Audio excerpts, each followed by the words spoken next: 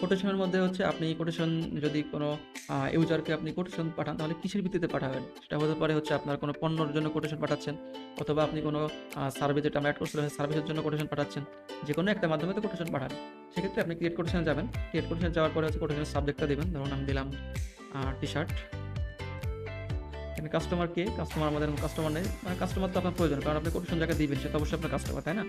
সেক্ষেত্রে আপনি এখান থেকে কাস্টমার এড করে নিবেন, অথবা আপনি চাইলে এই ট্যাব থেকেও এড করতে পারেন, যেটা আমি ধাপে, ধাপে দেখাবো। তো আমি ক্রিয়েট কাস্টমারে ক্লিক করলাম। এখানে নাম দিলাম। আমি সাপ্লায়ার, কাস্টমার সবকিছু রাখবে দিচ্ছি আমি কাস্টমারের জন্য। ঠিক আছে, সি দিয়ে দিলাম।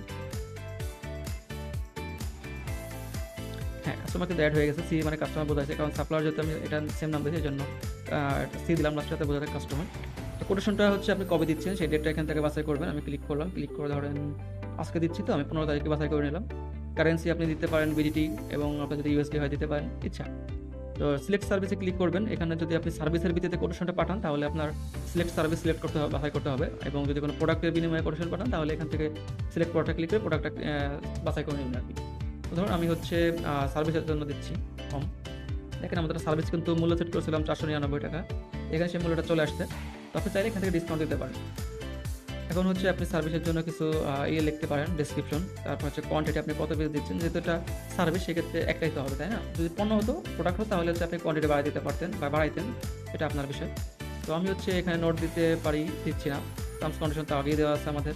তো আমি কী করবো, এখন তাহলে 99 টাকা তাকে ডিসকাউন্ট দেবো, দিয়ে 400 টাকা আমি একটা কোটেশন তাকে পাঠাচ্ছি। কোটেশনটা তৈরি করলাম। কোটেশনটা তৈরি করার পরে দেখবেন হচ্ছে এই যে 3 ডট আছে, এখানে ক্লিক করবেন। ক্লিক করার পর শো দিয়ে আপনি কোটেশনটা দেখতে পারেন।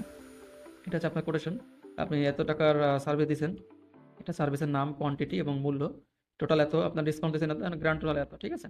এটা হচ্ছে সব কন্ডিশন, যেটা মনে আছে আমরা প্রথমেই অ্যাড করছিলাম এবং বলছিলাম, এটা হচ্ছে আপনার কোটেশন নিচে থাকবে। তো এই নোটটা হচ্ছে আপনি যখন কোটেশন তৈরি করছেন, এখানে একটা নোটের অপশন ছিল। ওই নোটটা যদি লিখতেন তাহলে এখানে আসতো। লিখতে হয় এখানে, যাতে হোম লিখছেন আপনি নোটে লিখে দিলেন যে হোম অ্যাপ্লায়েন্স সার্ভিস বা ফ্যান সার্ভিস। ঠিক আছে? সেটা বিস্তারিত লেখার জন্য এই নোটটা ব্যবহার করা হয় আর কি। তো আমি চলে যাচ্ছি একটু উপরের দিকে। দেখেন এখানে ডাউনলোড পিডিএফ, আপনি ডাউনলোড করতে পারবেন পিডিএফটা, এবং আপনি চাইলে জেনারেট ইনভয়েস, আপনি সরাসরি টাকা নেওয়ার জন্য ইনভয়েসটা এখান থেকে তৈরি করতে পারবেন।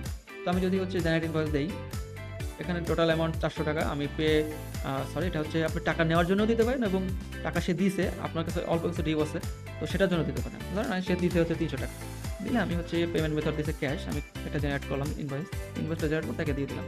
ঠিক আছে? তো দেখুন এখানে ডিউ আছে 100 টাকা। তার কাছ থেকে যখন আপনি আবার ডিউটা নেবেন, তখন আপনি এখানে পে নাওতে ক্লিক করে আবার হচ্ছে 100 টাকা উঠে তার কাছে কোটেশনটা দিয়ে দেবেন। তার মানে হচ্ছে সে ফুলফিল কমপ্লিট করছে আপনার পেমেন্টটা। আশা করি বুঝতে পারছেন। এই দেখেন এখানে ডিউ কিন্তু দিল। ঠিক আছে? তো এখানে যেহেতু ওয়ারেন্টি স্লিপ নাই, এখানে ওয়ারেন্টি স্লিপ ফাঁকা, নোটও ফাঁকা, আমরা যেহেতু দেই নাই।